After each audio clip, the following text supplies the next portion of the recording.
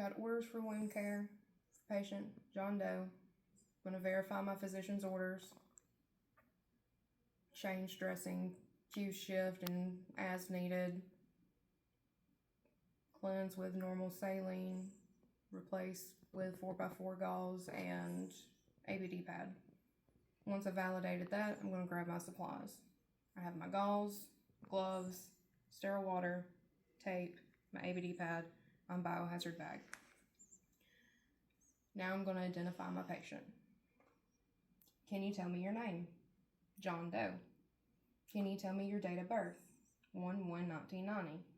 If they were wearing a wristband in a hospital, I would scan that and validate it with the computer system.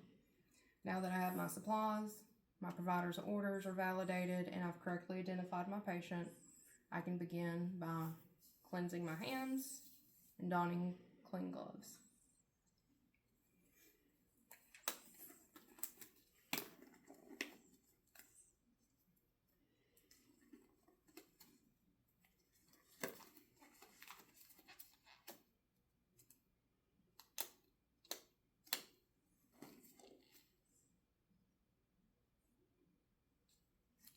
Put it on backwards.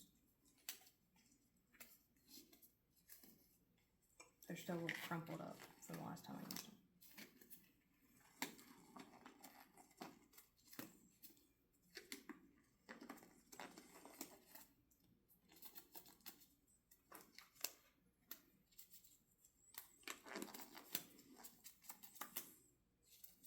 Okay. Now that I finally have my clean gloves on, I'm going to start by removing the soiled dressing.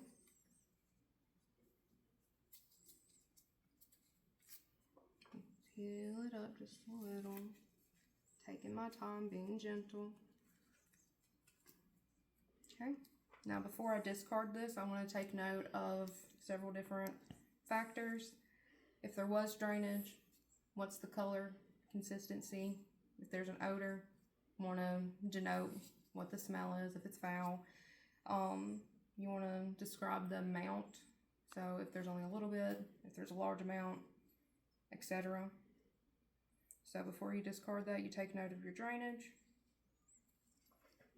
You also can take note of the drainage from the actual wound, if it's sanguine, serosanguine, purulent, etc. Now that I've removed the dirty dressing, I'm gonna remove my gloves, perform hand hygiene again, and put clean gloves on.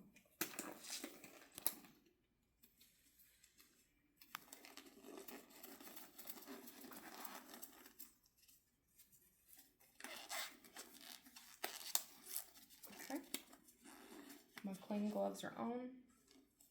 I'm going to prep my moistened gauze. Open my package, open the sterile water, pour some. It's already wet, but you would saturate it. Okay. And squeeze out any excess. And then we're going to clean the wound and clean the dirty, starting from the wound outwards. So we're going to clean it once, discard, and then we're going to clean it twice, discard, and now we're ready to pat it dry. Open my dry gauze, and using the same technique, we're going to dry it once, and then dry it twice. And at this point, once it's clean, it'll be a good time to assess the wound bed, if the edges are approximated, the surrounding tissue. You can use the ruler on the packaging, or if you have a ruler for wound measurements, you can measure the length, the width. If I had a Q-tip, I could measure the depths. Would also assess like the wound bed, if it's bright and pink, if it's pale, if it's got any sloughing, etc. And now I'm ready to rebandage. We're going to take our gauze and apply it. And then we're going to apply our ABD pad on top of that. Pardon me. Excuse me. Okay. And then we're going to secure it on 4 sides.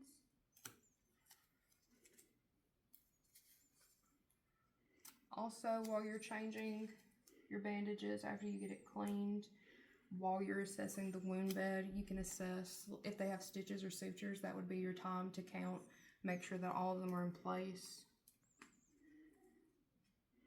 Okay, so the new dressing is applied, cleaned it. Now I'm going to remove my gloves, do hand hygiene.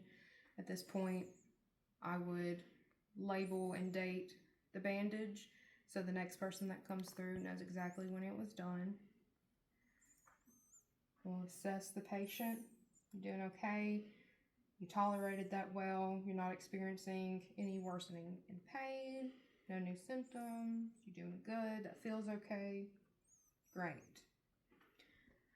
And then at this point, I would go and complete my documentation describing the drainage that was on the bandage, the wound itself, the patient's tolerance, and any other complaints or new signs and symptoms that were noted. The end.